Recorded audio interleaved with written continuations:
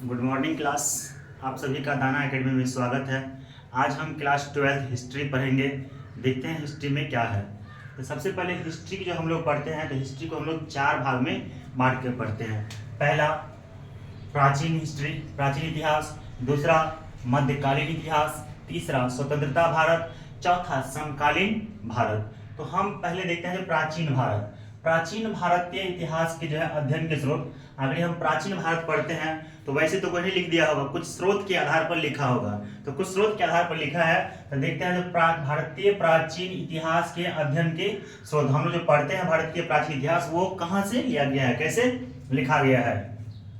तो इसको जो है 2 भाग में बांटते हैं। पहला पुरातात्विक स्रोत। पुरातात्विक स्रोत क्या है? जो हम खोदते हैं, जमीन खोद करके जो चीज प्राप्त होता है वो क्या होता है? पुरातात्विक स्रोत होता है। दूसरा है साहित्यिक स्रोत। साहित्यिक स्रोत क्या हुआ?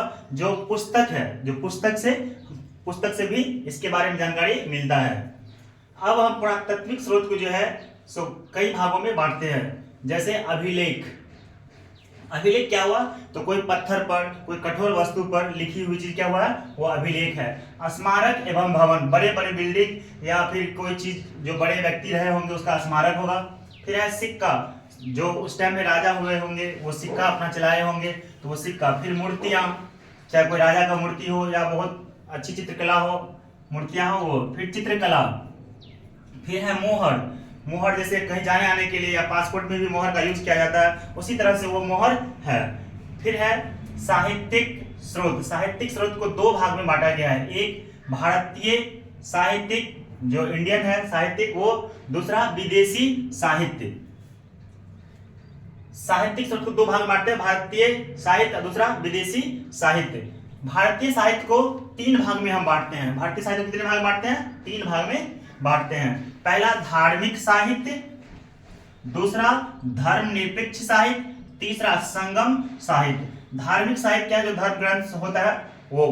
फिर है धर्मनिरपेक्ष, जो किसी धर्म को नहीं मान करके सबको शामिल करके चलता है वो क्या हुआ? धर्मनिरपेक्ष।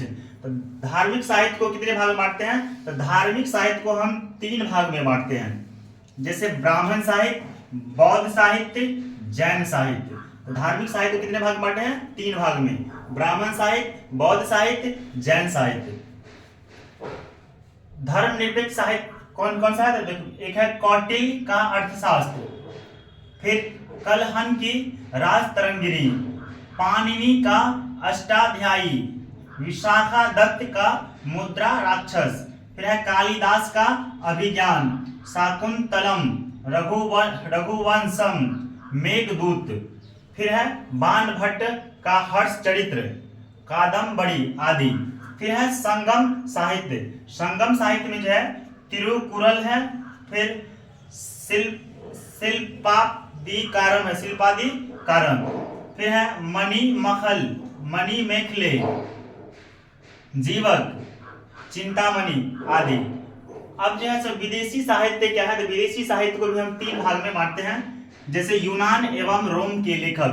तो विदेशी साहित्य को जो लिखा है जो बहुत फेमस है वो यूनान एवं रूस के लेखक है, फिर चीनी लेखक है, फिर अरबी लेखक है। यूनान एवं रूस के लेखक कौन है? तो मेगास्थनीज। यूनान एवं रोम के लेखक।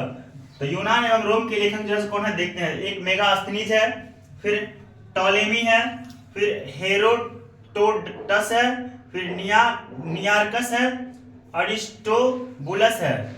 फिर चीनी लेखक कौन है? तो चीनी लेखक फाहियान है, हिंसांग है, इतिसंग है और भी लेखक है, लेकिन ये सब फेमस लेखक है।